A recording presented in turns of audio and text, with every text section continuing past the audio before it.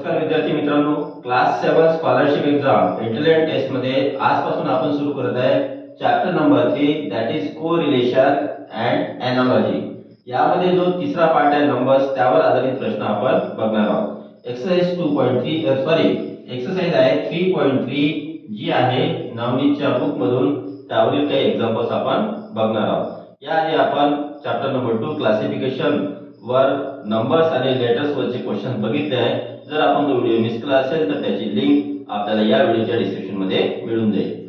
तर actually correlation आणि analogy कसं असते यामध्ये चार प्रकार आहेत, चार सब टॉपिक आहेत। पहिला आहे वर्ड्स वर एक्झाम्पल्स विचारले जाऊ शकतात। दुसरा आहे फिगर्सचा, त्यानंतर आहे थर्ड पार्ट आहे नंबर्सचा आणि यानंतर फोर्थ जो पार्ट आहे तो आहे लेटर्सचा म्हणजे अल्फाबेट्सचा। या चार प्रकारचे प्रश्न विचारले जाऊ शकतात। तर यामधला जो थर्ड पार्ट आहे तो आपण आज इथे बघणार आहोत। त्याआधी आपण बघूया की ऍक्च्युअली कोरिलेशन किंवा एनालॉजी असते काय। यामध्ये एका नंबरचं रिलेशन दुसऱ्या नंबर सोबत दिलेलं असते। हे जे दोन डॉट आहे हे रिलेशन दाखवते। मग याच रिलेशन नुसार आणि हे जे सिम्बॉल आहे हे आहे सिमिलर रिलेशनशिप, म्हणजे या रिलेशन नुसार सिमिलर रिलेशनशिप 242 ची कुणासोबत असेल, म्हणजे तिसऱ्या नंबरची रिलेशनशिप या चार ऑप्शन पैकी कुणासोबत असेल ते आपल्याला फाइंड आउट करायचं असते। तर सगळ्यात आधी आपल्या समोर एक प्रश्न असा येतो की या दोन नंबर मध्ये नेमकी रिलेशनशिप आहे का, ती कशी शोधायची, ती कशी आपल्याला माहिती होईल, त्याकरिता आपल्याला काय माहित असायला पाहिजे। तर सर्वात आधी तर तुम्हाला 1 पासून 30 पर्यंतचे टेबल्स माहित पाहिजे, त्यानंतर 1 to 20 चे स्क्वेअर्स माहित पाहिजे, त्यानंतर क्यूब माहित पाहिजे कमीत कमी 1 to 10 पर्यंतचे, त्यानंतर तुम्हाला prime numbers, coprime numbers, twin prime numbers, odd number, even number, triangular numbers.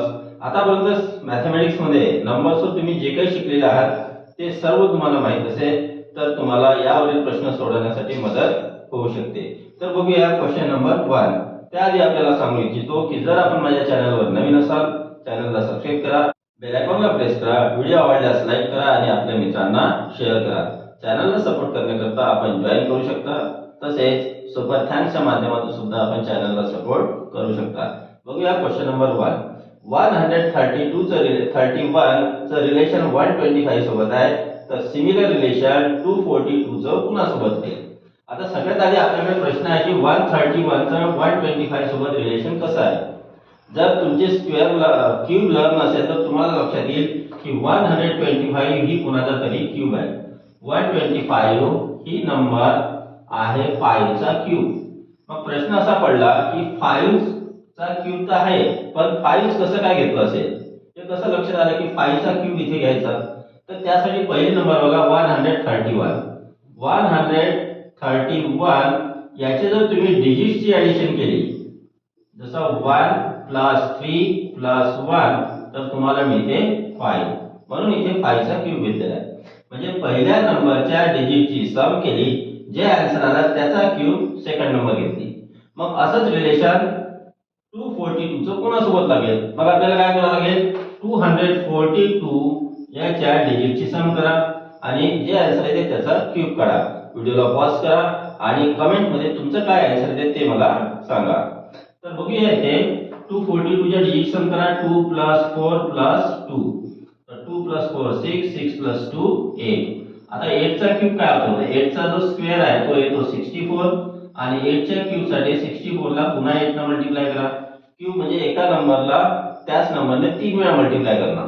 तर काय होते 8 4 जा 32 कॅरी 3, 8 6 जा 48 आणि 3 51। ठीक आहे, आन्सर आला 512। म्हणजे यापैकी option number first is correct answer. Next बघूया क्वेश्चन नंबर 2। 82 चं रिलेशन 6 सोबत आहे, तर 93 चं रिलेशन कोणासोबत राहील। तर आपल्याला सगळ्यात आधी समजून घ्यायचं की 82 वरून 6 आले कसे। तर अगदी सोपं आहे, पाहिल्यावरून लक्षात येते की 82 मधल्या 8 आणि 2 ची जर सबट्रॅक्शन केली तर आपल्याला 6 मिळते। मग सेम इथे करा, 93 मध्ये 9 - 3 करा तर तुम्हाला मिळेल 6। Option number 3 is correct answer. एवढं सोपं एक्झाम्पल क्वेश्चन मध्ये म्हणजे पेपर मध्ये विचारलं जाऊ शकत नाही। नेक्स्ट बघूया question number 3। 73 is to 40, similarly 85 is to किती। 73 चं रिलेशन 40 सोबत आहे, 85 चं पुन्हा सोबत आहे. आता 73 चे 40 सोबत आहे, इथे नंबर्स कमी झालेले आहे. नंबर कितीने कमी झालेले आहे इथे? 33 ने. 73 मायनस 40 करा तर तुम्हाला मिळते 33. मग असंच 85 मधून 33 85 मधून किती मायनस केले तर 33 येतात? 85 मायनस किती इज इक्वल टू 33. जी नंबर येईल ते यापैकी आहे का ते पहिले चेक करू. तर त्यासाठी आपण काय करतो, सरळ 85 मधून 33 ला मायनस करतो. ठीक आहे, तर आपल्याला काय मिळेल? इथे 2 आणि इथे 3. तर आन्सर आला 32. पण ऑप्शन मध्ये इथे 32 नाही आहे, त्याच्यामुळे हे रिलेशन इथे लागत नाही. मग आता दुसऱ्या पद्धतीने विचार करू. आपण हा का बरं विचार केला? कारण या नंबरवरून ही नंबर लहान झाली आहे. मग लहान केव्हा होते? एक तर डिवाइड करून होते किंवा मग सबट्रॅक्शन करून होते. पण इथे डिव्हिजन होणार नाही, मग आपण सबट्रॅक्शन करून पाहिजे. मग आता दुसरा उपाय काय? तर 40 आलेच कसे हा प्रश्न आहे. मल्टिप्लाय करून आले का? होऊ शकते की डिजिटची मल्टिप्लिकेशन करून असेल. पण 73 7 into 3 करा 21 येते. आता 21 ला काही केलं तरी 40 येत नाही, मग येईल कसे? 21 मध्ये 99 केलं तर 40 येते. पण मग असं इथे होते का? 85 ला 40 पहिलं झालेलं आहे आणि 40 प्लस 19 59 होते, ती इथे आहे नाही. मग आपण काय करायचं आता? तर आपण असं करूया, 7 आणि 3 ची ऍडिशन केली. 7 प्लस 3 किती होते? 10. आणि 10 ला काय कराल तर 40 येते. 10 ला 4 ने मल्टिप्लाय केलं तर 40 येते. तर 10 मल्टिप्लाय 4 40 आले. मग काय करायचं की पहिल्या नंबरच्या डिजिटची सम करा आणि त्या समची 4 टाइम्स घ्या, तर आपल्याला इथे दुसरी नंबर मिळते. मग सिमिलरली इथे असं होते का? मग आपण काय करू? 85 मध्ये डिजिटची सम करू. 8 प्लस 5 आपल्याला किती मिळतात? 13. आणि 13 ची 4 टाइम्स घेऊ. 13 4 जा 52 होते. तर इथे 52 ऑप्शन मध्ये नाही आहे, तर हे सुद्धा इथे रिलेशन लागत नाहीये. मग आता काय केलेलं आहे? इथे 4 नेच का बरं मल्टिप्लाय केलं हा प्रश्न आहे. आता 4 नेच का बरं केलं? कारण 7 आणि 3 ची सबट्रॅक्शन केलेली आहे. 7 मायनस 3 म्हणजे एक वेळा ऍडिशन केली आणि 7 मायनस 3 केले तर 4 आले. मग या दोघांचा प्रॉडक्ट केला. 10 मल्टिप्लाय 4 40 असं केलं असेल. मग असं इथे होते का? आता 8 आणि 5 ची आपण सबट्रॅक्शन करू. 8 मायनस 5 किती होतात? 3. आणि 13 मल्टिप्लाय 3 करू तर आले 39 आहे का? हो आता आहे. म्हणजे option number 2 is correct answer. तर अशा प्रकारे तुम्ही ट्राय करत करत एक एक मेथड यूज करून तुम्ही ते करू शकता. ठीक आहे. नेक्स्ट बघूया क्वेश्चन नंबर 4. 134 is to 47 तर 423 is to किती? आता इथे 134 पासून नंबर कमी झाले 47 वर. मग 134 ला काय कराल तर 47 येते? समजा आपण याला 2 ने डिवाइड केलं 134 ला, तर 2 6 जा 12, 2 7 जा 14, 67 येते. आणि 67 मध्ये जर मायनस केले 20 तर आपल्याला 47 मिळते. पण असं इथे होत नाही, कारण इथे 2 ने डिवाइड झाला, इथे 2 ने डिवाइड होत नाही. समजा आपण इथे 3 ने डिवाइड केलं तरी रिलेशन इथे जी आहे तेच इथे लागायला पाहिजे. इथे 2 ने डिवाइड केलं इथे सुद्धा 2 ने डिवाइड व्हायला पाहिजे, पण तसं होत नाही. त्याच्यामुळे हे रिलेशन तिथे लागणार नाही, ही मेथड लागणार नाही. मग आपल्याला काय करावं लागेल?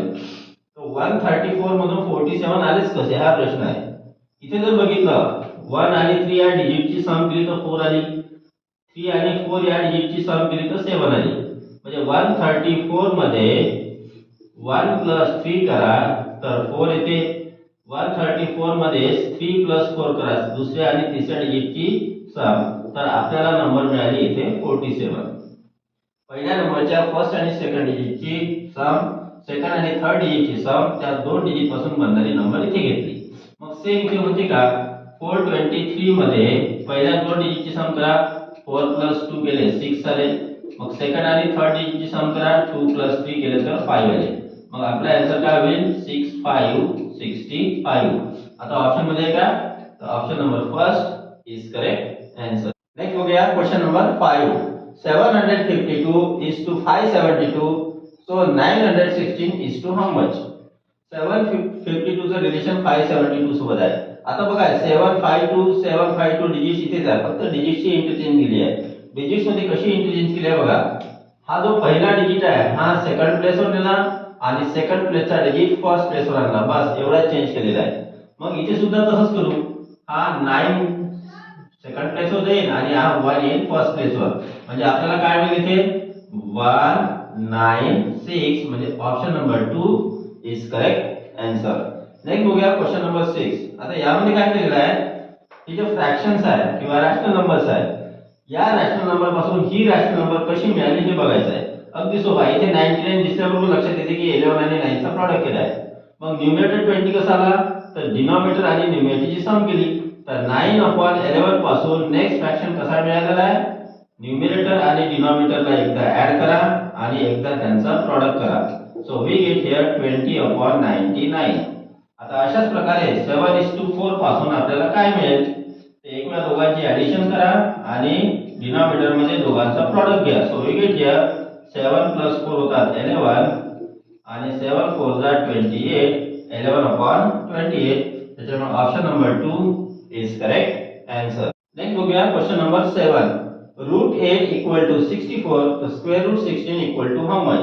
आता इथे अगदी सोपं आहे. √8 चा आन्सर आलेला आहे 64. ते कसं घेतलंय, रूट हटवून द्या, याचा घ्या 8 फक्त आणि 8 चा स्क्वेअर केला तर 64 मिळाला. सेम इथे असं करायचं, हा रूट हटवून द्या, याचे 16 घ्या आणि 16 चा स्क्वेअर करा, तो येतो 256. Option number 2 is correct answer. Next बघा 94 वरून 6 कसे आले. इथे नंबर कमी झालेली आहे. कमी केव्हा होते, एक तर डिवाइड करून होते, मायनस करून होते किंवा मग स्क्वेअर रूट घेऊन होते. ठीक आहे. पण इथे 9 आणि 4 वरून 6 कसे आले बघा. 9 आणि 4 चा जर तुम्ही प्रॉडक्ट केला, 9 × 4 करा 36 येते आणि तुम्ही 36 चा जर स्क्वेअर रूट काढला तर तुम्हाला मिळतात 6. मग सेम मेथड इथे यूज करा, होते का. 2 × 8 करा, किती होतात 16 आणि 16 चा स्क्वेअर रूट घ्या, तुम्हाला मिळते 4. त्याच्यामुळे option number 3 is correct answer. Next बघूया क्वेश्चन नंबर 9. 63:48 तर 24 हाऊ मच. आता इथे जर तुम्ही बघितलं तर 63 आणि 48 या कोणाच्या तरी स्क्वेअरच्या जवळपासच्या नंबर आहेत. 63 कशी येते, 64 मायनस जर तुम्ही 1 केलं तर 63 येते. ठीक आहे. मग 64 काय आहे, तर तो आहे 8 चा स्क्वेअर. म्हणजे आपल्याला काय करायचं आहे, 8 च्या स्क्वेअर मधून 1 मायनस केलं तर आपल्याला 63 मिळते. मग असंच इथे होते 48 मध्ये. 48 मध्ये काय होईल की 48 म्हणजे काय होते, 48 इक्वल टू होते 49 मायनस 1 आणि 49 काय आहे, 7 चा स्क्वेअर. 7 स्क्वेअर मायनस 1 केला तर तुम्हाला मिळते 48. मग सेम रिलेशन आपण इथे लावूया 24 मध्ये. आता 24 काय आहे, 24 आपल्याला मिळते 25 मायनस 1 आणि 25 काय आहे, 5 चा स्क्वेअर मायनस 1 म्हणजे 24 होते. अशाच पद्धतीने आता इथे समोर काय घ्यायचा हा प्रश्न आहे. इथे 8 घेतलं, इथे 7 घेतलं, एक नंबर कमी झाला. मग सेम इथे करू, 5 आहे, 5 च्या आधी 4, एक नंबर कमी 4 घेऊया. आपण काय करू, 4 चा स्क्वेअर करा मायनस 1 करा. 4 चा square 16 minus 1 that is equal to 15. म्हणजे option number first is correct answer. Next बघूया क्वेश्चन नंबर 10. 83:47. इथे पण सेम रिलेशन झालेलं आहे. इथे -1 होते, इथे +2 झालेला आहे. कसं बघा, 83 कसे मिळतात, 83 आपल्याला मिळतात 81 + 2 करून आणि 81 काय आहे, 9 चा स्क्वेअर + 2. ठीक आहे. 47 कसे मिळाले, 47 हे 49 - 2 केलेले आहे. 47 = 49 - 2 आणि 49 काय आहे, 7 चा स्क्वेअर -2 झालेला आहे. आता सेम रिलेशन इथे 8 होतं, सॉरी 9 7. आता इथे 167 दिलेला आहे आणि थर्ड नंबर आपल्याला फाइंड करायचा आहे त्याच रिलेशन नुसार.